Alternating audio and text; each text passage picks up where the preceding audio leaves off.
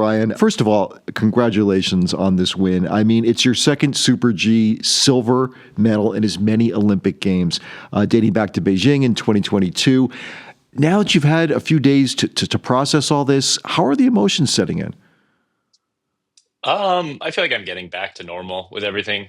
It was definitely, I mean, I had dreams of medaling again with the Olympics. I think I was actually more focused on the downhill, seeing that that was kind of my stronger event. And obviously, it worked out in the Super G the way that it did. So I think now that like, obviously, I believed in myself and I knew I was capable. And to have it actually happen again is special. I mean, it's surreal. I think I'm getting used to that, like just kind of like adding that to my, I don't know, accomplishments. But overall, I feel pretty back to normal. I'm back home, getting some good rest, and um, yeah, just enjoying this moment. I'm glad you're getting a chance to relax. That's you've very well deserved, of course. You probably don't want me bringing this up again. I know it's been brought up before, but people should realize that 4 days before you had that silver medal winning run, you had a bout with food poisoning, right? You got pretty sick there. Did that concern you as far as would I be able to recover in time and run my best race? Yeah, definitely. I mean, it was definitely a huge disappointment for the downhill going through that sickness and yeah, not being in my like prime state that I wanted to be. Obviously, you work really hard for these days and you don't know when you're going to get uh yeah, just a little sickness. So when I think I focused really heavily on my downhill run, and once the downhill run was done, then it was obviously just really figuring out how to, best recover so that I could still perform the way that I wanted to for the Super G. I was planning on doing the team combined, and then based on how my downhill run went and how I was feeling, I mean, Kyle actually won the spot outright. So I think all those things, it kind of did give me the opportunity to rest and recover. And yeah, those next few days, I was kind of building back up, trying to get my body and everything and energy back. And luckily, I mean, by the day the race came around, I was feeling pretty close back to normal. So it all worked out. But yeah, you just have to kind of like recenter. And for me, that was, I mean, just kind of, I was so disappointed from the downhill. And then with the Super G, it was just like, all right, I'm just going to go out and do whatever I can do. And obviously, if I don't medal, if I don't perform well, that's like, that is life. But I think in a way, I think there was a lot of pressure that was released after the downhill, and that helped me. Yeah, you could just go for it after that. Yeah, run your best race. It's really interesting. You run the Super G. You go third in that race, and that means you had to wait out after that run for what, about 40 other skiers? I mean, is that as agonizing as it sounds to see if they were going to beat your time? Yeah, it's every racer you kind of wait and see how they're going to be. I mean, getting to see a few of the guys after me too. I'm trying to think who was bib 4 and 5, but I mean, um, I think Franzoni, did Franzoni run early? Anyway, there were just a lot of guys that you kind of got reference of where they were finishing, and they were losing a lot of time in the middle. I mean, Franjo came down and beat me by a little bit, and he was early on in that top group. So I knew that it wasn't a perfect run. But then as each guy kept coming down, I mean, Marco especially, he's probably the best Super G skier in the world right now, and to be, you know, a couple tenths in front of him, yeah, that was kind of when I was like, this could actually happen again. And I was just kind of like standing by myself in the finish area, just trying not to get ahead of myself.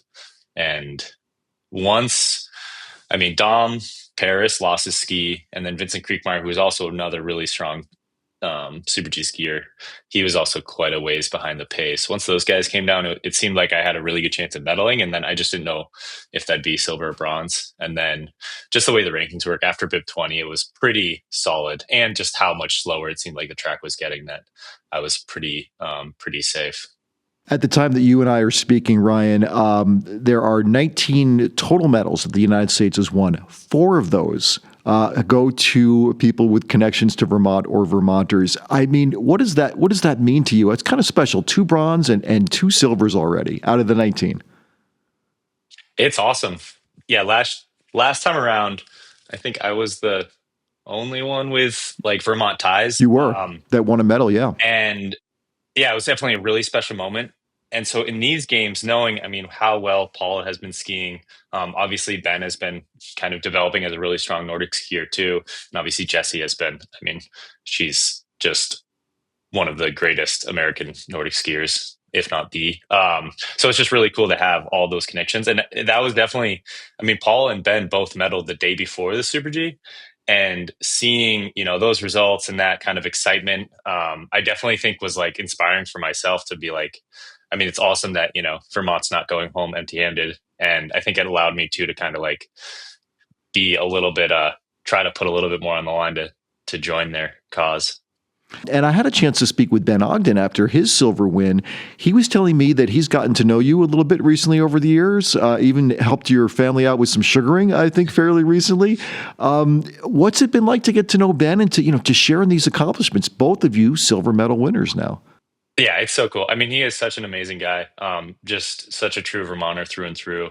And yeah, we got to, I think it was 2 springs ago, we were actually pulling taps together at my cousin's, maple syrup operation. So it's really great to see people that I think beyond athletics are just really, wholesome and true to themselves, be able to perform and receive that type of success. So, and I mean, just also, it's pretty historic for him.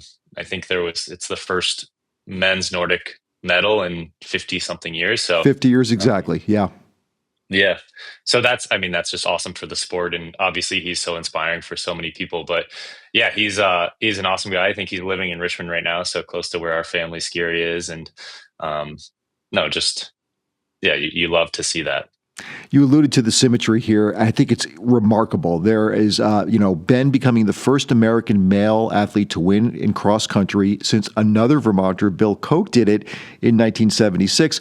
Of course, Ben, trained with Bill Koch's Youth Ski League. Incredible. And then you win the silver medal 54 years to the day that your mom, Barbara, won gold in Japan. I mean, you can't write this stuff. It's incredible. Have you spoken to your mom about that? What does she say about all this? Well, I haven't talked to her specifically about the day, but she was there for the Super G in Italy, and we got to share that moment together, just giving her a big hug in the finish. And I think she's just really excited and proud of my accomplishments. But yeah, it's funny how that really ties all this whole thing all together as that connection. And I ski because of my family and kind of bringing me on that path. So yeah, we should probably mark February 11th as a good day in the Cochran family. A very good one among many. You mentioned, of course, the ski area, the Cochran ski area. And for folks who maybe, just moved to Vermont and aren't quite aware, this is an iconic ski area hill that so many kids, you can speak to almost any Vermonter and they'll say, oh yeah, my kid grew up skiing on Cochran's Hill. My own daughter learned how to do pizza and French fries there when she was wee. I've talked to colleagues at Vermont Public who say they remember you barreling down that hill. No pizza for you. Apparently you went French fries. You went straight down, which is not that surprising. What does that mean to you that, since the early 1960s, that so many Vermonters have built memories at this hill bearing your family's name? It's such a special place. And I mean, I was over there yesterday. We were just hiking around because the ski area was actually closed for Mondays, but I think there's just such a strong community and presence there, and you can feel it, like even just when you drive up to the parking lot and park your car. That I think, yeah, is just like true Vermont. I mean, it's obviously a small operation, and I think that's what makes it so beautiful is, how involved the community members are in it and how inclusive everyone is. I think we recognize, obviously, winter sports are pretty expensive, and in a state like Vermont, I think financially, it's a hard state to get by in at times. So we're just trying to, pass our love for the sport of skiing and snowboarding onto as many people as we can. We try to make it as affordable as we can, and just so that people can be a part of the culture of Vermont and the culture of winter sports in Vermont.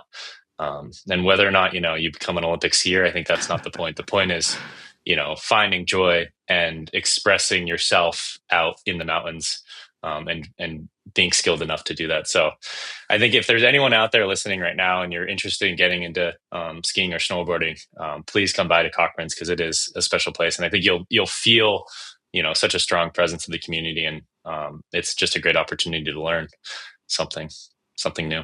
Yeah, I would second that, no doubt about it. Well, Ryan Cochran-Siegle, silver medal winner for a second time in the Olympics. I can't thank you enough for taking the time to speak with us on the Sports Report. Congratulations. Thank you so much. Yeah, thanks for having me.